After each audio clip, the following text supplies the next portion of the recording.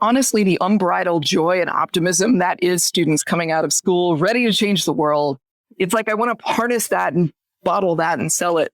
I think the biggest piece of advice that I would suggest is don't get caught up in this idea that there's a prescribed sort of linear path from X to Y to Z to get where you're going to go. Hello, and welcome to this episode of Design Adjacent, the show that talks about the nexus of design, both today and tomorrow. I'm your host, Benny F. Johnson, and today our guest is Brandi Parker, Head of Sustainability at Pearlfisher. Sustainability is fundamental to how Pearlfisher operates, creates, and is the foundation of all the work in their teams. So in her role, Brandi challenges Pearlfisher's designers to think about the end game at the start and encourages their clients not to just problem solve based on ease, but on a brand experience and environmental impact. She is revered both by offering innovation and problem solving, but also grounded in deep practicality, which comes from her many years in experience and technical expertise in technical realization. She firmly believes that the future, and really our future, is that sustainable design does not just come down to the materials, but implementing realistic and incremental change through a multi-disciplinary approach. By understanding changing culture, continuing to innovate with cutting-edge materials and processes, that these joining together will be the power of design. Brandi believes that we can help change people's behaviors and encourage more sustainable actions and choices. Brandi, welcome to our podcast. Thank you so much for having me, Benny. I'm so excited to be here. Well, it's a pleasure to have you and to talk about it's not an understatement to say important topic, but to really explore sustainability in our world. It's been a topic that we've seen in many of our conferences and conversations with AIGA, a growing interest in this nexus of sustainability and design. So we talk about your role in challenging those around you. What are some of the things that you've been able to do to challenge designers to think about sustainability in a really active way? Yeah, and I agree. That's a really important question. It's a really good question. And I think to some degree, we as a collective are still figuring it out. But my humble opinion is that sustainability and design are inextricably linked.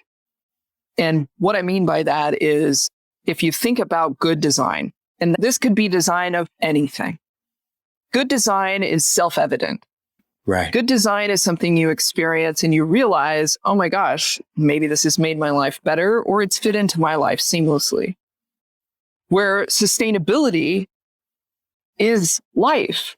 If sustainability is about sustaining, it's about encouraging things to stay living, the earth, humans, animals, everything. So if sustainability is life and good design is self-evident and fits seamlessly into our life, then there is a really clear kind of puzzle piece Tetris fit for the two. And when sustainability is done well, just like good design, you don't notice it. Right. And it's interesting that when we think about it, sustainability is much like design is more than just that act, but it's also about that combination of culture, behavior, and technology. Mm-hmm. So how have, from your vantage point, how have you seen that kind of a combination of culture and behavior and technology reinforce each other? I pause for a second there because sometimes it's technology that's driving our behavior and shapes our culture. Sure. And other times we have entry points where it's the culture that drives the technology that then turns the behavior. And I'm sure we can make a case for the other entry point as well. Definitely. Those are the three lenses that I'm looking through, right? And you mentioned this in the intro, which was a tremendously great intro, by the way. Thank you. But it's more than just a material solution, right? We're all very focused when we hear the word sustainability. Ultimately, we think about plastic first, right? We think about a very specific substance. But really what's gotten us here, our societal, our cultural evolution, our societal evolution, which is a series of behaviors, right, in time. And of course, technology is a huge factor, a huge piece of that. I like to think about how those things are linked, but I also like to think about how those things sort of stand on their own. For example, doing a lot of work with clients, I've found that technology moves much faster than a human's ability to shift their behavior, right? That is a much longer term sort of change. And so when we're looking at a sustainable design solution for a given problem, oftentimes we almost need to rely on technology first because that's what's going to kind of happen first. That might be what catches up first before we can expect human beings to start changing how they do things, how they shop, how they live, where they live. All of those things do change, but at a different rate. And with culture, that's kind of almost like the manifestation of all of those things together. I think about the origins of humanity and our move from hunter-gatherers to agricultural experts and how that changed how societies were built, right? And I'm speaking, of course, very broadly here, not on like a Jared Diamond level, guns, germs, and steel, but, much more broadly. But I think about that, and then suddenly I start to see this red thread right through history where humans have had this habit of focusing on the present, focusing on sort of a macro level in a vacuum, a discrete problem they're solving in the moment. And some very brilliant inventions have come from these kinds of focuses. But the paradigm shift that we're at now, where we need to change, is also taking into account the future. Now, more than ever before, we have to consider what's going to happen in the future, almost more than what's happening right now. And to me, once that fundamental shift starts to change, then we'll see sort of a cascade of human behavioral shifts, cultural shifts, and et cetera. And that's why I'm so passionate about sustainability, because I feel like it hits every facet of everything. And so it's fascinating to kind of let my mind wander and think about these things, but then also get focused again. I don't know. That was kind of a rambly answer, but no, it's a wonderful answer. And we were talking a bit about generational shifts and changes and growing up with the toys that we had. I think about that experience in, a couple of generations ago, growing up in a throwaway culture where hyper packaging, everything you had, you threw away first in space. And just watching that change from throwaway to pseudo recycle to recycling to our sustainable conversation we were talking about. Just how much that arc has changed in the span of 30 years. Oh my gosh. It's night and day. I was just having this conversation with someone the other day, like there's an awareness of our relationship to work, right? That's changing as we speak. And that's a huge movement, probably for which deserves its own podcast. But as a part of this sort of awareness, right, there's almost a demonizing now of hustle culture, right? And you can relate that right back to like the early 80s when I was a kid and everybody was on the go.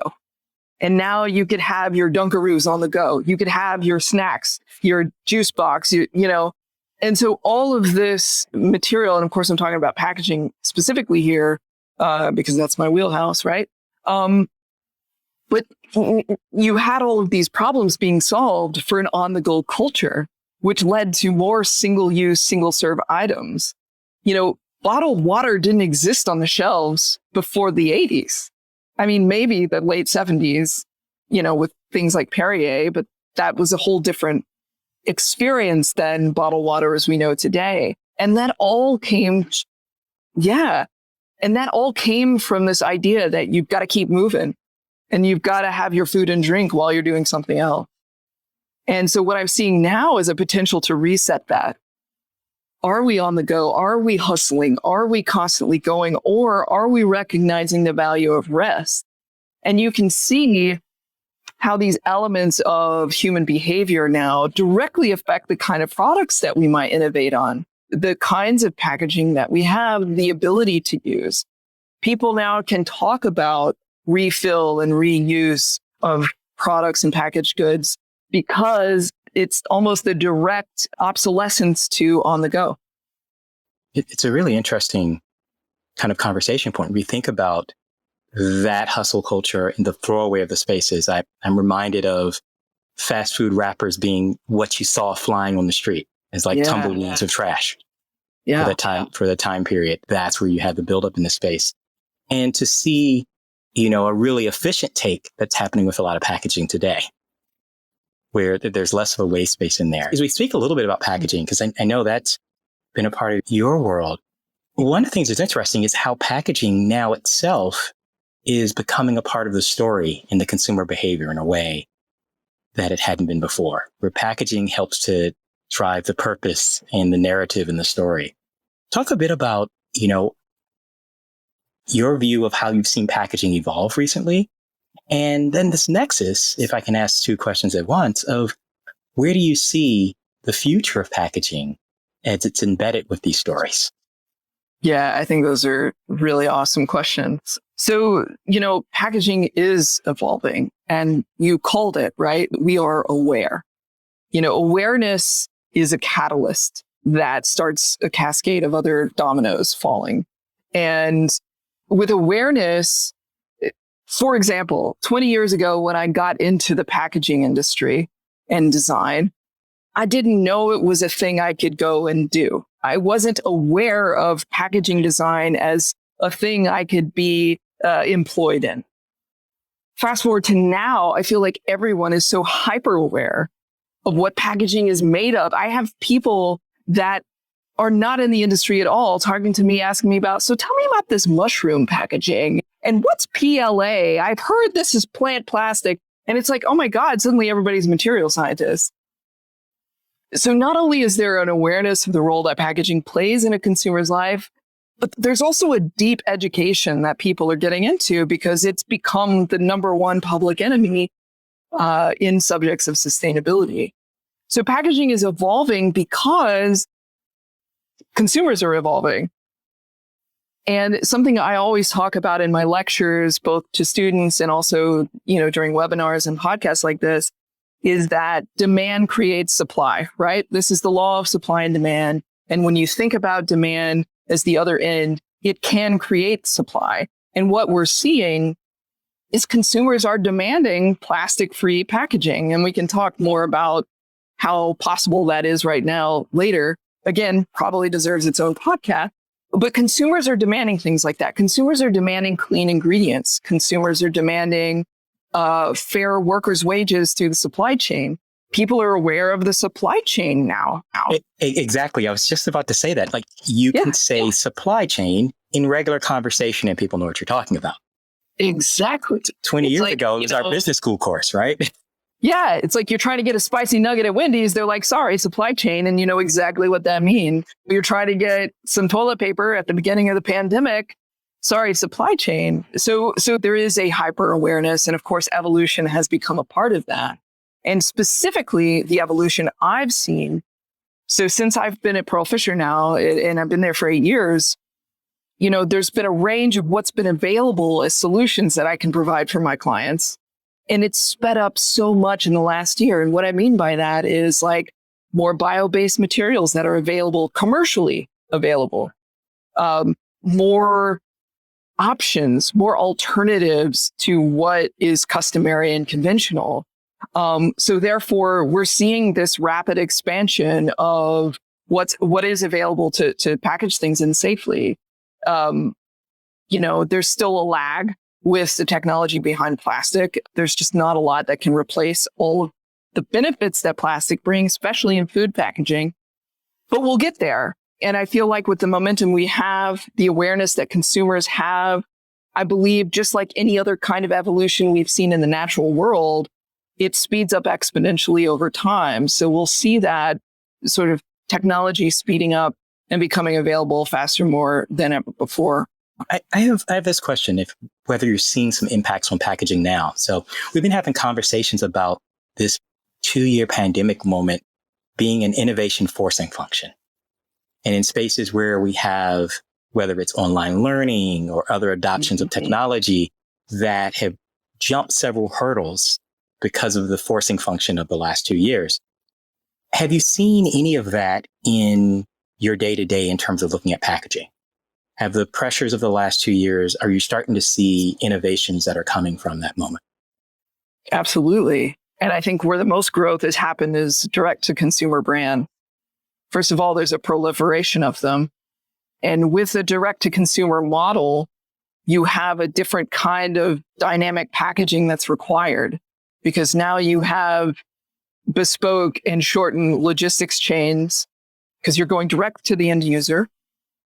But then you also have this awareness now that people have. There's a cardboard shortage. You're probably receiving more cardboard in your house than you ever have before. And you have an awareness that you need to recycle all of that bulk. So what we're seeing is a streamlining and efficiency coming from these brands that are direct to consumer because they want to use fewer materials. They want to leave less responsibility on the consumer, right? Because that's the other thing. It's a direct connection to the consumer where brands at retail may or may not have. It's more of an indirect connection to the consumer. But what all of these brands have in common is they're making stuff and they're saying, here, you throw it away. You know, it's here, this is your problem now. And so what I'm seeing is a shift in packaging, certainly, but a shift in, oh crap, maybe it's really our responsibility to begin with. And states like Maine are passing extended producer responsibility bills to say, actually, we're going to charge you if this goes to landfill. So it is your responsibility. So again, I'm speaking quite broadly here, but there's so much change. There's so much response to people not going out and feeling comfortable shopping at retail. So the proliferation of availability directly to people is huge. You know, Amazon has come under fire for all of the innovations they've done around that very concept. You know, they've maybe done not so great with workers' rights. And so people are much more educated and aware of that. So I just feel like there's a deeper connection to everything. There's a deeper connection to where we get our food, our goods, any kind of product, any kind of thing, a deeper understanding of what's required to get it to us, but then also a deeper connection to each other because of that. And again, I'm kind of going off piste here, but, you know, there's tons of evolution happening and it feels almost overwhelming to talk about any one thing, but I'm seeing all of that come together now. It's interesting. You were saying, just funny moment, you were talking about being aware of the increased amount of cardboard that we have. So yeah. I'm guilty of that in our household. We had an increased amount of cardboard we've had over the last 24 months. So in that, being proactive, I reached out to my city to order yet a second recycle bin. And I ordered a second recycle bin because we saw how much cardboard we were pulling through. Mm-hmm. But this will make you smile. Guess what happened when I ordered the second recycle bin? Oh, gosh. I was told that it was backed up in the supply chain. It's the true story. I had to wait for the second recycle bin to come because of the supply chain research. We now comfortably have two. But, you know, even with our practices over the last 2 years, you can see that change. One thing that I thought was interesting, when you talked about brands coming direct to consumer, I've noted, and in the past, you know, you would order and the brand story would then go flat or go dark. It's the brand existed. There was a cardboard box. Your product arrived. You know, it was kind of a core common standard.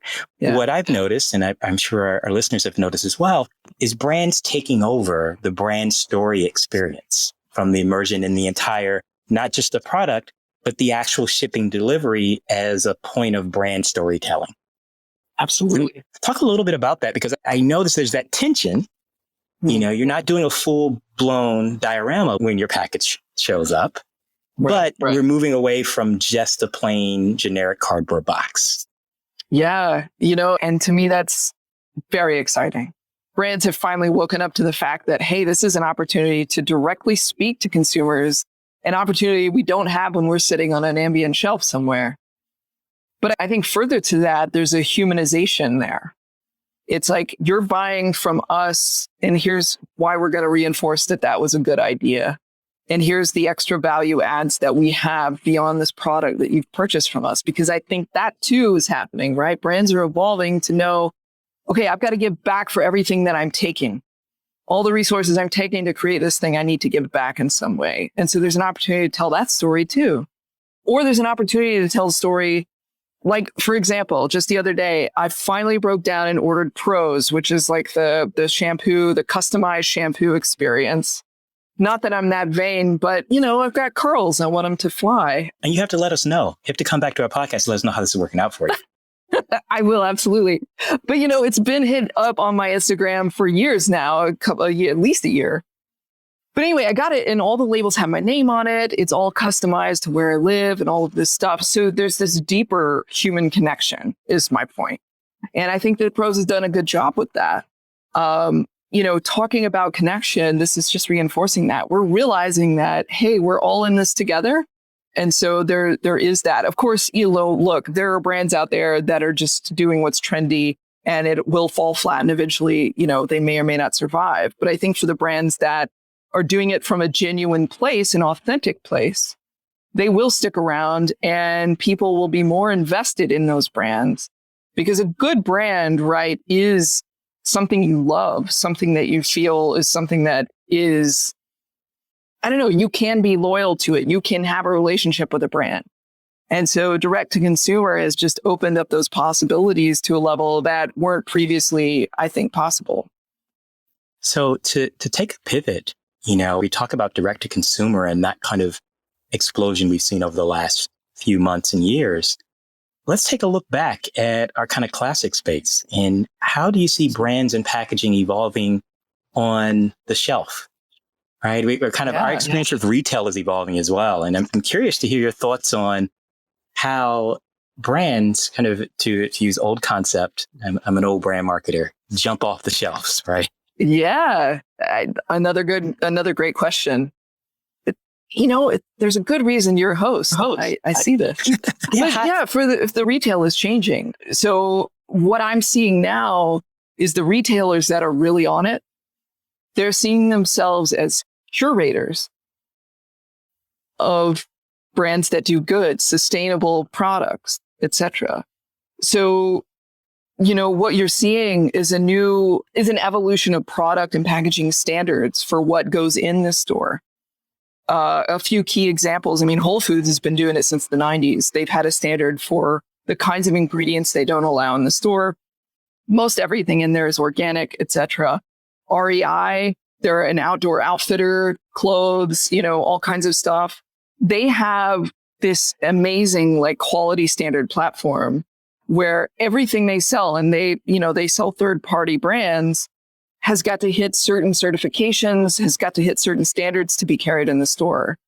And so what that's doing is for all of the consumers that love to do all of their education and understand what they want to go and buy, for the consumers that are maybe less likely to do that, but still want to buy things that are good for them, good for the environment, they know that they can go to a Whole Foods and probably not go wrong with what they fill their cart with. Likewise, with a place like Target, they've just launched this huge initiative where they're calling out things like clean ingredients, paraben-free, recyclable packs, beyond just the how to recycle labels. And what that's doing is helping people navigate brands and feel better about what they're buying. But on the flip side, for the brands and how they're making their stuff jump off the shelves, is they're being held to a higher standard. So brands now have the pressure of consumer demand, of retailer curation to do better, to be better, and also to make sure they're not greenwashing because everybody's doing their homework. So that's the next level of retail, is a way to kind of go somewhere where you won't go wrong, or you can feel safe buying X, Y, and Z. Retail is no longer like a neutral destination where there's just stuff on shelves. The future of retail is definitely definitely an understanding of what they're carrying and what they're providing for people that come in and buy. What's interesting is going forward, do you see the advantage swinging towards the smaller brands that are nimbler or the large mega brands? Yeah, it seems like that would be a straightforward answer, but I don't believe it is. Certainly a lot of smaller brands, especially the startups, the entrepreneurs, there's a lot of energy. There's a lot of ability to be nimble, as you say, and make quick decisions. But it's even harder and more competitive for them on shelf now. And to get that staying power, where I think the big brands come in is they can use their bigness, to invent a word, they can use their size to steer the ship and actually do good. And what I'm seeing from a lot of my big brand clients is, okay, we need to reinvest in the community water supply. We need to give back. So it's like a broader kind of effect, a broader kind of influence that they can have on the community and on the world. So it's not really one or the other. I believe that they're innovating and pivoting in uniquely different ways based on their own context, whether small and nimble or big and hard to move, but have plenty of money to put behind a given initiative. I think I definitely agree with you in terms of that space, because we talk about the demand. Each of the organizations are having people like yourself who are growing through, who are leading through the organization and leading in the context in which they are. Like you said, it's very different context if you're a new brand that's emerging for a market space than if you're a larger brand that has investments already in spaces, but you each can be committed to the space.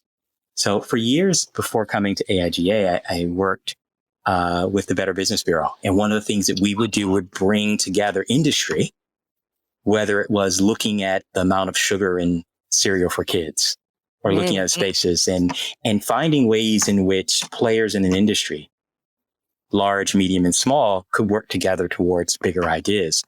Do you see that any potential for those types of arrangements for design and packaging? Do you think space is? Yeah. Absolutely. The future of sustainable design is multidisciplinary. So the more stakeholders, the more disparate points of view, diverse experiences, the more kind of coalitions and consortiums that we all become a part of, that we can sort of reach across the industry and say, hey, we've noticed this thing going on. Let's make a change. To me, this is what's required for the future of sustainable design. I was just having a conversation this morning with one of my clients where we were talking about, how weird would it be to have consumer insights at the table with packaging engineering and brand marketing? A lot of companies already do this, so I'm not saying this is unique, but I think the more people see the value in that kind of collective approach, and I feel like that's what the benefit of something like a Better Business Bureau is, right? It's a collective of people from diverse backgrounds and diverse expertise. And that's where you can really almost poke holes in anything, right? If you're sitting at a table with someone that's looking at something from a different point of view, inevitably, they're going to see opportunity where you never would have thought to see it. Again, I'm kind of diverging here, but I guess the point is that when you have these collectives of people, whether it's inside of a given company or across an industry, you have a tremendous amount of power to make change. So I was going to ask you in terms of that, and being a part of it, when do you get involved? And are you a part of the start of the conversation of sustainability? Are you while the process is being spaced, or are you brought in at the end?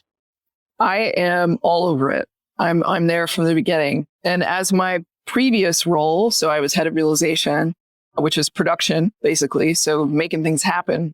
Even then, I insisted on being there at the very beginning of a project because, again, I saw opportunities with design, shaping the path of design, shaping the path of design strategy from an in-goal kind of point of view at the beginning.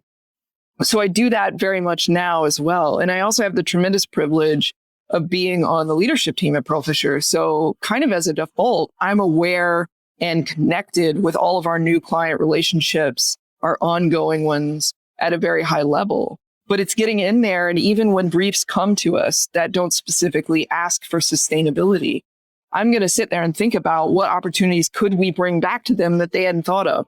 Right. That really speaks to what we want at the power of any discipline or space. You want to be included at the beginning, middle, and end in the process and space where there's times that you may see something in the production line that creates an insight in a moment. We do that a lot with my team with strategy and insights. To your point, I always have my strategy and insights team at the beginning, middle, and end. And there's a part of that reinforced learning, but also reinforced impact that you guys Absolutely. And some of the best outcomes we've seen, it may have been your idea at the beginning that holds through, or it may be that catch on the production line that changes the impact in. When you think about sustainability and package design, what are some of the things that make you smile today as you think about packaging in 2022? One of the things that makes me smile the biggest is that most of my clients actually care about it. That wasn't true 5 years ago. So we can actually have the dialogue. We can actually have the conversation. And to me, that's huge. Again, going back to the point earlier, awareness is that catalyst, and everyone's aware now. So now we can actually talk about making meaningful change. So I would say broadly, that's the biggest thing. And I think specifically the efforts around end of life solutions for materials. Can we actually avoid an end of life and keep it circular, keep it in circulation? So there's no end, there's no beginning, the alpha and the omega and so forth. But can we talk about other options? I kind of hinted earlier about my view on recycling. And different people are saying, oh, recycling's broken. And yes, I kind of agree with that. But more specifically, recycling just isn't designed. The recycling system isn't good design. People get blamed, consumers, all of us are consumers. People at the end saying, here, you throw this away, it's your problem now. We're getting blamed for not understanding recycling when it's different across states, it's different across countries, it's different across municipalities within states. It's not a designed system. It is absent of design. So I think that's a major problem. So there's an opportunity for design. So what makes me smile is when we think about, well, what if this recycling infrastructure stays the same or it gets worse? What are our other options? And the biggest one out there is this idea of earth digestible materials, things that safely return to the earth, whether through degradability or compostability. There's a lot of different things going on there. And that's exciting to me because that looks more like the perfect system, which is nature, where there is no waste. And to me, that's kind of the ultimate goal in circularity. I know some people would disagree with that, but that makes me smile. So when we think about, one of the things we were talking about growing up and looking to the future, the jobs we do today didn't exist or weren't ideas when we were growing up in this space. Right. What, if you were to look forward and have any advice, we also have a lot of students and career changers who get a chance to listen to our fun podcast. What advice would you have about people prepping and being ready for what's next? Oh, man, that's a great one. I have such a passion for education and for students. I've had the great privilege of being an adjunct professor. So to me, that deep connection to, honestly, the unbridled joy and optimism that is students coming out of school, ready to change the world. It's like I want to harness that and bottle that and sell it. I think the biggest piece of advice that I would suggest is don't get caught up in this idea that there's a prescribed sort of linear path from X to Y to Z to get where you're going to go. And frankly, for what you can contribute to this world, there isn't. I've been on the most windy path ever going from school to what I'm doing now. I didn't know this was a job. I didn't know this existed. So entering this industry, it's been a constant learning curve. And I think too, learning doesn't stop at school. And I don't think that there's many people that think that's true, that it's not true. But I just want to reinforce that part of where passion comes from is learning new things. And so not being afraid to try something you've never done before, but really, most importantly, embracing the idea that you'll learn something along the way. Again, those are incredibly generic pieces of advice, but it's what's gotten me to this point. I mean, I created this role for myself. This didn't exist at my job. I went to them and said, here's a role I think we can, sustain. And here's why I think it will be both good for business and the planet. And they went with it. And it's just nothing is prescribed. And I think everybody should feel a little bit like, I don't know, the freedom of an improvisational jazz musician. There's joy in that. When you see somebody hit this flow, that's possible in every aspect of life, not just music, although that's a really good place to do it. And, there's so much power that design has, and especially design students, that they don't know that they have, that they just need to understand they can harness. And so much power actually comes from collaboration. So when you get in that group project at school, I know how sort of deflating that can be, but actually there's so much power and you learn so much from those experiences. And that's what life is. That's what's like working in a studio or an agency with people. That has everything to do with collaboration and improvisation and not being afraid to make a mistake. Yeah, I mean, that's a lot of advice in one couple sentences, but that's what I would say. but really powerful and wonderful advice, right? Because you said you won't find people who will publicly disagree that you should always be learning. Yeah. But I think many times we'll all hold on to, is this really learning? I'm actually doing the right thing? So I think it's really valuable to have people who are charting paths saying it over and over again, right? Because as you're going through it, saying it over again. I love the metaphor of jazz all the time. And speaking of the groups, and being flexible to understand that there is a framework that we understand. That's how we know what's up and what's down. But then you have that free space for the flow. And success comes with not being afraid to make a weird sound. Absolutely. Because sometimes you're in the mix and it's a weird sound at the beginning, right? And everyone may not vibe with that weird sound, but it's in that we get to these moments, right? And that's what right now is a weird sound. Right now, we're all being forced to be okay with uncertainty. Right now is the height of that improvisational flow if we just tap into it and not worry about what was or what should be. That is what right now is. We're doing things we've never done before, especially in terms of sustainability with regard to packaging and consumer products. We have to make things happen we've never seen before in order to make all of this work. Right. I think that's a wonderful way to think about kind of where I was going to ask you if you had any advice for the future. And you just summed it up right there. It's really, I asked the question about smiling because I can see you and everyone on our call can't.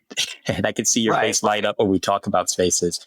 And it's just really wonderful to see the combination of your passion, your expertise, and your leadership come out and pushing us to like a better future. And I just want to thank you, Brandi. It's been incredible watching your journey and the work that you do and the way that you're pushing others to be better in sustainable design. Thank you so much for saying that. It's all been such an amazing adventure. And I've just been really privileged to have people around me that support me and let me make mistakes and make me feel okay about it, because otherwise I don't think I would be here, doing what I'm doing. So I really appreciate you saying that. Thank you very much. It's incredible. And you said it's cutting edge work in spaces, everything. I love the conversation about collaboration because you're a thinker, a leader, a designer, but the work you're doing, you're talking to engineers, scientists, policymaker, lawyers, students. You think about it, your entire role is one continuous collaboration. 100%. And, to that end, I appreciate it. We all have the same goal in common, which is having a more sustainable life for us and for the future. So I will ask you this one last question. What gives you optimism about the future? What gives me optimism about the future? Well, I like to call myself a cynical optimist. I always have, and you said it in the intro, which I thought was great. There's a little bit of practicality mixed in with this dream that I'm trying to have, right? This daydream I'm trying to bring to life. But what keeps me optimistic is connection. That kind of, I guess, very discreet form of collaboration, connection with people. The experience of lockdown has been a milestone in every single person's life that is alive and on this planet right now.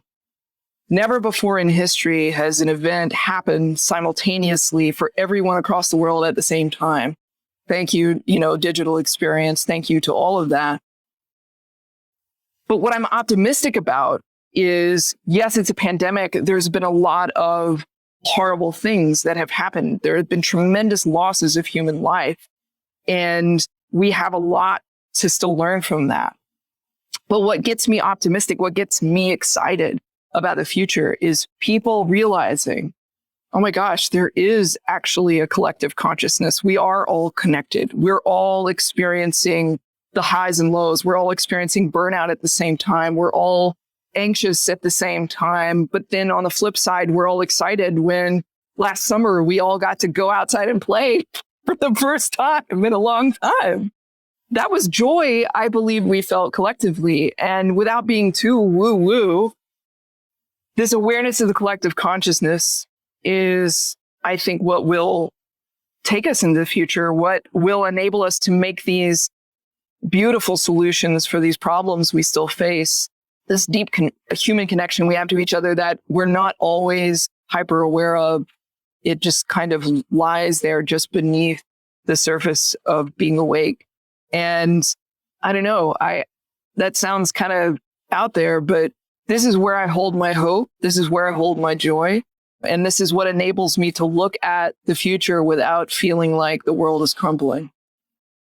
And I can't think of a better way to close our conversation. Out there is where the future happens, right? Yeah, for sure. To paraphrase Pearlfisher's site, it's been a pleasure today to spend time with Brandi Parker, futurist, strategist, designer, and realist. Thank you for being a part of Design Adjacent, my friend. And thank you all for listening to this episode. We invite you back to check us out on our next episode of Design Adjacent, where we look at design and the impact about the world around us. Thank you. Thank you. Show notes for this episode will be available on aiga.org. Please subscribe to our show on Anchor, Apple Podcasts, Google Play, Spotify, or wherever you get your podcasts. AIGA's Design Adjacent podcast and its contents are the copyright of AIGA, the Professional Association for Design. All rights reserved. Any redistribution or reproduction of part or all of the content in any form is prohibited without AIGA's express written permission. My name is Lishan Huang. Until next time.